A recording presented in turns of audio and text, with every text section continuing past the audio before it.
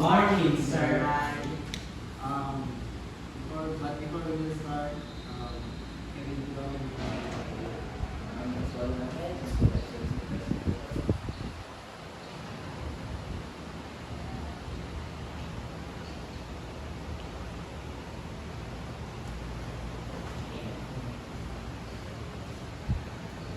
You may now take your seat.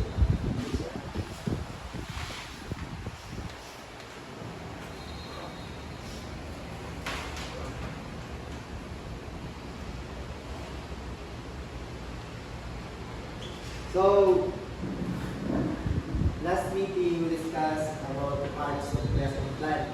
Now let's talk about what are the main, the importance of creating this lesson plan. So, our lesson for today is learner-centered lesson plan. Christopher, can you please give your idea or share your understanding about the learner-centered lesson plan? Learner-centered lesson plan. Thank you so much. So, what are the three domains that we have in terms of learner-centered lesson plan? Mr. Kevin. In our lesson plan, we have three domains, which are the cognitive, affective, and psychomotor. Thank you so much. Okay, thank you so much, Mr. Kevin. Now, Mr. Manao, what do you think is the importance of this learner-centered lesson plan? So, as a teacher, a lesson plan is a blueprint of a teacher. So, they must follow the lesson plan in order to achieve their goal. Thank you so much. Very good. Now, since you have your understanding about what are the three domains and the importance of this learner-centered lesson plan, now I want you to group yourself using a shape. Go.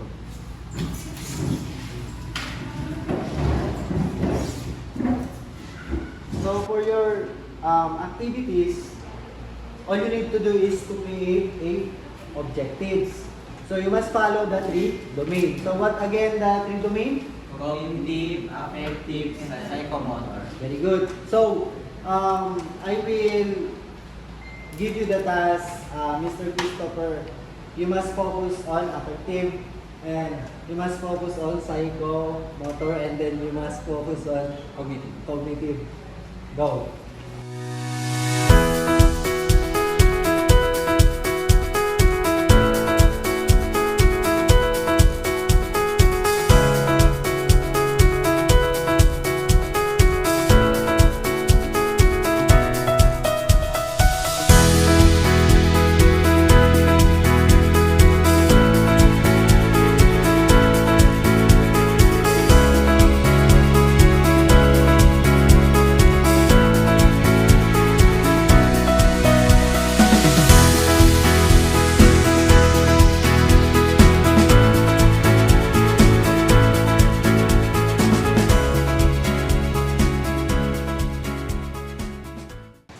So, class, since we are already 10:40, I think we are already done. Yes, sir. Yes, sir.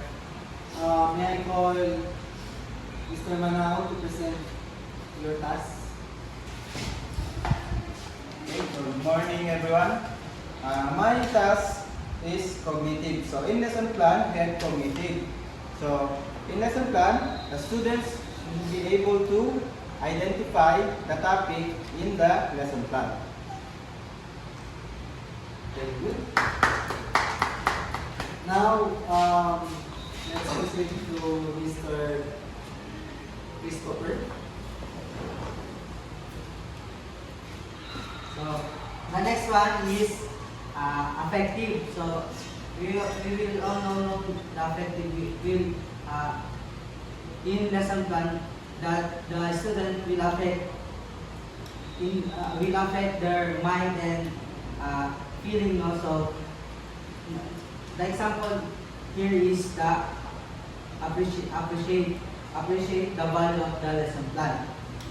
Okay, very good. So, for our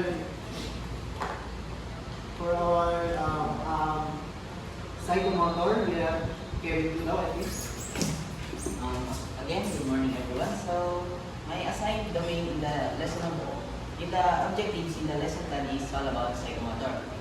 So, what is psychomotor all about? So, psychomotor, this is where we're going to apply what we've learned in our lesson. Like for example, in psychomotor, in learning objectives, like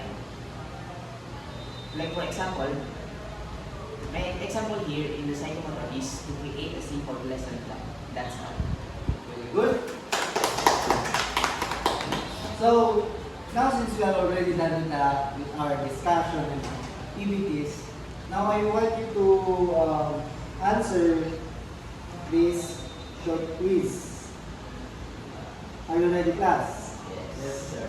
Since we are already done with our discussion and activities, today I will give you a short quiz. So arrange your chair in a proper.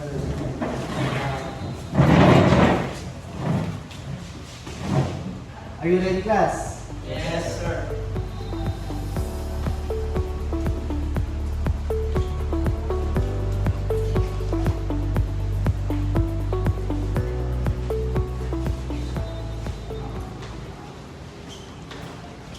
So, I think 10 minutes is enough for you to do that short quiz.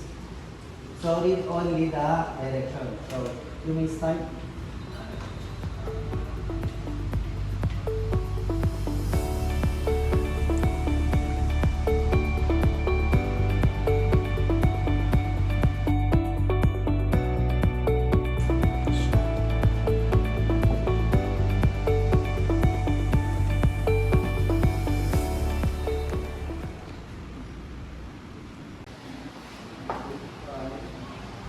Are you class done?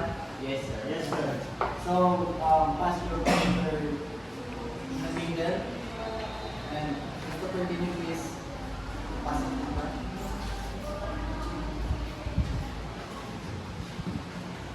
So, I think that's all, class. So, goodbye, class. Goodbye and thank you, sir.